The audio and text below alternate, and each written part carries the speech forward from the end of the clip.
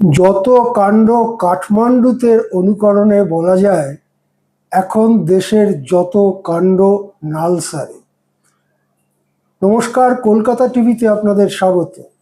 আমি আশিস চট্টোপাধ্যায় আপনাদের কাছে এমন একটা খবর নিয়ে এসেছি যেটা স্বাধীনতার পরে ৮০ বছরে হয়েছে কিনা সন্দেহ। ঘটনাটা কি? ঘটনা হচ্ছে national academy of legal institute university, NALSAR যাকে বলা হয়, সেই নালসার ইউনিভার্সিটিতে ছাত্ররা পাশ করার পরে তাদের ডিগ্রি প্রদান করবার জন্য কনভোকেশন ছিল। এই কনভোকেশনে ভারতের প্রধান বিচারপতি সূর্যকান্ত, তাকে নিমন্ত্রণ করা ছিল যে তিনি এসে ডিগ্রি প্রদান করবেন। কিন্তু এর মধ্যেই প্রধান বিচারপতি সূর্যকান্তর একটি মন্তব্য ঘিরে সারা দেশে তোলপাড় হয়ে যায়। সেটা কি? তিনি বেকারদের উদ্দেশ্যে বলেন যে এরা সব আরশোলার মতো, এরা চারদিকে ঘুরে বেড়াচ্ছে, সমাজ মাধ্যমে নানা রকম প্রচার করছে, এই ধরনের একটা মন্তব্য তিনি করেন। পরবর্তীকালে অবশ্য তিনি তার এই মন্তব্যকে সংশোধন করেন। তিনি বলেন যে আমি ঠিক এটা বলতে চাইনি, যাদের ডিগ্রি নেই অথচ লিগ্যাল প্রফেশনে আছে এদের কথা আমি বলতে চেয়েছি। যাই হোক, যেভাবেই হোক, বেকারদের কথাই বলতে চান বা অন্য যারা শিক্ষা সম্পূর্ণ করতে পারেনি তাদের কথাই বলতে চান, তার এই আরশোলা মন্তব্য নিয়ে সারা দেশে একটা স্পষ্ট বিরোধিতার মনোভাব তৈরি হয়। আর এই আরশোলা মন্তব্যটিকে ঘিরেই ককরোচ জনতা পার্টি তৈরি হয়ে যায় এবং সেই ককরোচ জনতা পার্টির নানান সমাজ মাধ্যম অ্যাকাউন্টকে কেন্দ্রীয় সরকার সক্রিয়ভাবে আটকে দেবার চেষ্টা করে। কেন্দ্রীয় সরকার সক্রিয়ভাবে আটকে দেবার চেষ্টার পরে তারা আবার অন্য নামে খোলে এবং দেখা যায় ২৪-৪৮ ঘন্টার মধ্যে সেখানে কোটির বেশি ফলোয়ার এবং ভিউয়ার এসে জড়ো হয় এবং সেটা একটা ইনস্ট্যান্ট হিট যাকে বলে। এত বড় হিট সমাজ মাধ্যমে অন্য কারো কখনো হয়েছে কিনা এই সমাজ মাধ্যম আসার পরে সেটা সন্দেহ। আমি ভারতের কথা বলছি, সেই রকম হয়। এরপরে ওরা কয়েকটা দাবি নিয়ে আন্দোলন শুরু করে যন্তর মন্তরে, এবং যে আন্দোলনের কথা আমরা সবাই জানি, যার প্রধান ব্যাপার ছিল যে এই যে নিট ইউজি সহ বিভিন্ন পরীক্ষার প্রশ্নপত্র ফাঁস হয়ে যাচ্ছে এবং এর পেছনে শত শত কোটি টাকার লেনদেন হচ্ছে।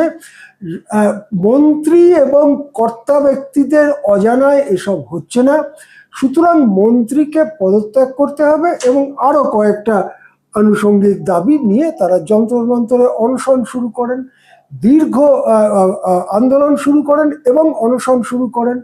দীর্ঘদিন অনশন করেন সোনম ওয়াংচুক এবং তারপরে ২০ জুলাই যখন তারা সংসদ অভিযান করেন তখন তাদের ওপরে একটা ভয়ানক পুলিশি অত্যাচার হয়।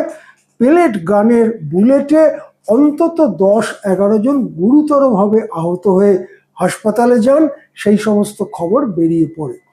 এই ঘটনা যখন ঘটছে তখন এই যে হায়দ্রাবাদের নালসার ইউনিভার্সিটি, সেই নালসার ইউনিভার্সিটির ছাত্ররা একটা বিরাট বড় পদক্ষেপ নেয়।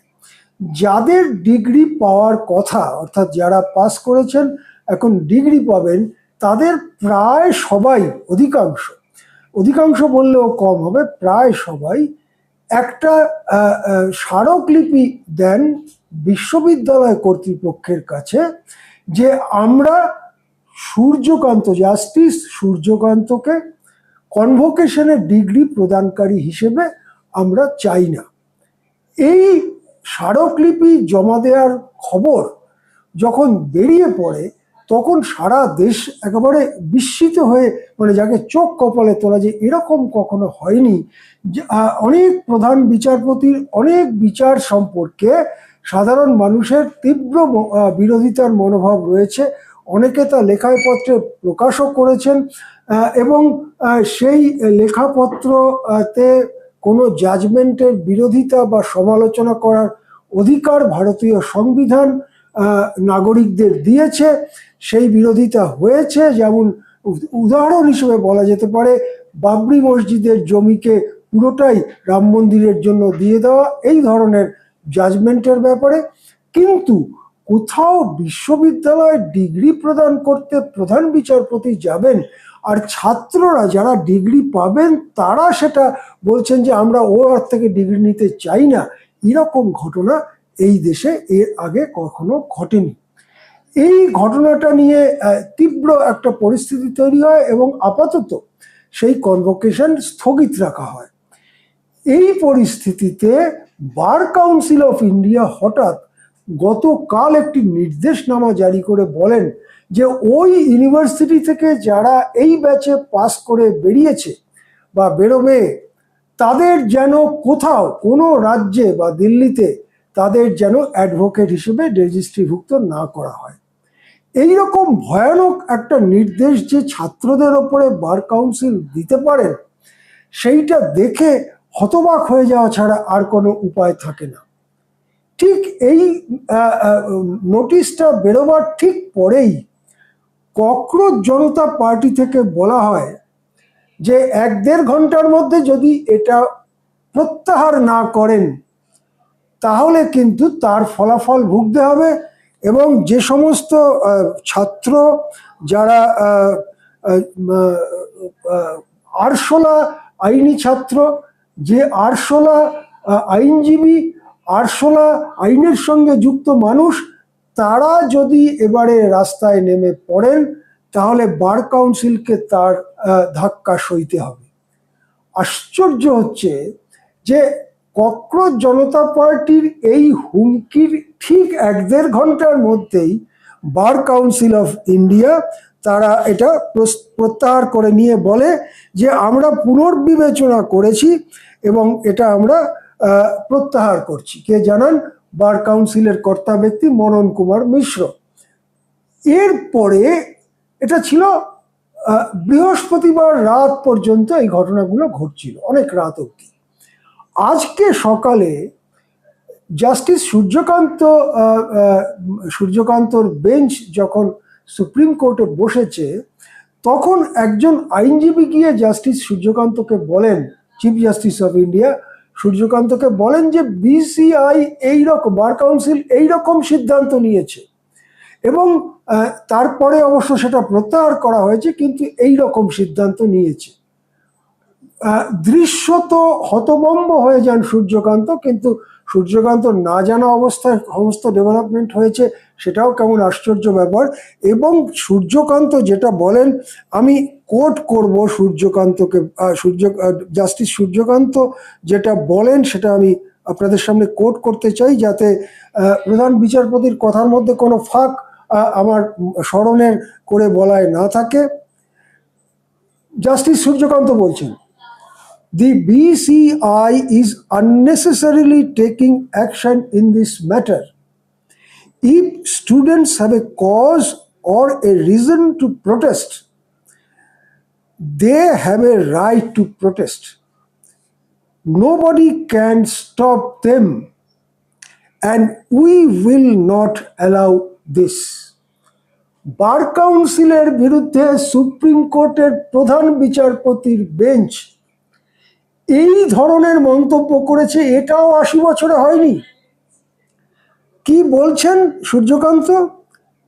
তিনি বলছেন যে এই যে ঘটনাটা ঘটেছে সেটা হচ্ছে বিটুইন মি, কোট আনকোট বলছি, বিটুইন মি অ্যান্ড স্টুডেন্টস। বার কাউন্সিলের এখানে নাক গলাবার কোনো দরকার নেই। অর্থাৎ আজকে সুপ্রিম কোর্ট বার কাউন্সিলকে কেবল যাকে বলে তীব্র ভর্ৎসনাই করলো তাই নয়, বার কাউন্সিল কেন এরকম পদক্ষেপ নিতে গেল তার জন্য তাকে হলফনামা জমা দেবারও নির্দেশ দিয়েছে সুপ্রিম কোর্ট। তার মানে দেখা যাচ্ছে যে যখন নালসারের স্টুডেন্টদের ডিগ্রি পাওয়ার ব্যাপারে বিসিআই সিদ্ধান্ত করেছিল, কেউ কিছু বলেনি, চুপ করেছিল সবাই।